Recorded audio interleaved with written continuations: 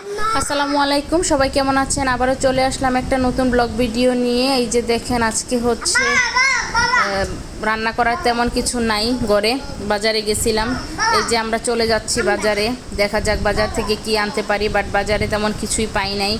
বাজারে প্রচুর রোদ, বাহিরে তেমন যেমন গরম তেমন রোদ। এই যে আমরা অটোতে করে চলে যাচ্ছি। আমাদের বাসা থেকে বাজার খুব বেশি দূরে না, কিন্তু তারপরেও বাহিরের যে রোদ, হেঁটে যেতে ইচ্ছে করতেছে না রোজা থেকে।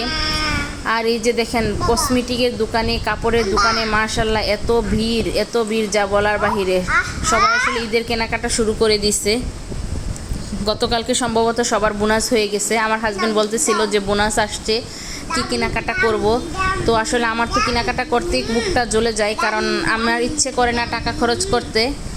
আর এই যে এদিকে আমরা আসছিলাম আজকে একটু বাজারে কাজে, জুয়েলারির কাজে। সেখান থেকে যে এখন একটু টুকটাক কেনাকাটা করে চলে যাব। বাজারে তো তরমুজের সেই দাম, তরমুজ কেনার মতো অবস্থা নাই, তাই টুকিটাকি বাজার নিয়ে বাসার দিকে ফিরতেছি। বাজারে যা সবজি আছে এগুলো এখন আর খেতে ইচ্ছে করে না। ভোর রাতে আসলে এমনিতেই ভাত খেতে ইচ্ছে করে না, তারপরে আবার এই সব সবজি টবজি তো মোটেই ভালো লাগে না। অলরেডি এই যে আমরা চলে আসছি বাসার সামনে। তাও একটা চিপস নিছে, একটা জুয়েলারি দোকান থেকে দিছে। আর এই যে দেখেন এই বেলটা হচ্ছে কত টাকা চাইছিল। আর এই যে এখানে হচ্ছে 20 টাকার কাঁচা হলুদ নিয়ে আসলাম। বেলটা হচ্ছে 50 টাকা চাইছিল, দামাদামি করে 30 টাকা দিয়ে নিয়ে আসছি। আর এই যে এখানে অল্প কিছু ক্ষীরাই নিয়ে আসছি। ইফতারিতে আসলে ক্ষীরাটা খেতে আমার ভালোই লাগে।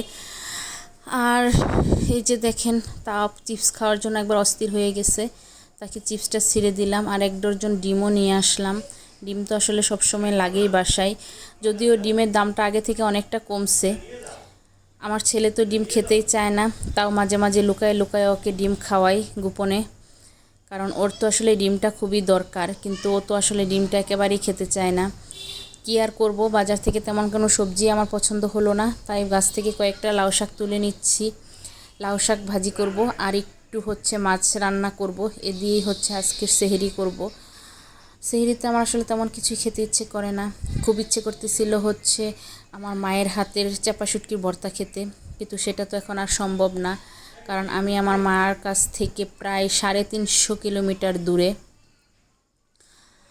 এত দূরে আসলে যাওয়াও সম্ভব না, আর আমার আম্মার হচ্ছে যে ভর্তা রেডি করে পাঠানোও সম্ভব না। আমরা যদিও দেখি ঈদের পরেও মনে হয় না যেতে পারবো। আরেকবার হচ্ছে নভেম্বর ডিসেম্বরের দিকে যাওয়ার একটা ইচ্ছা আছে, সব কিছু ঠিকঠাক থাকলে। এর ভিতরে আর আম্মার কাছে যাওয়া হবে না। ভর্তা আসলে আমিও বানাতে পারি, কিন্তু আসলে মায়ের হাতের ভর্তাটা অন্যরকম একটা স্বাদ থাকে। আর এই যে দেখেন, আমি অনেকগুলো রসুন কিনে নিয়ে আসাইছি আপনাদের ভাইয়াকে দিয়ে। এই রসুনগুলো আমি সংরক্ষণ করে রাখবো সারা বছরের জন্য।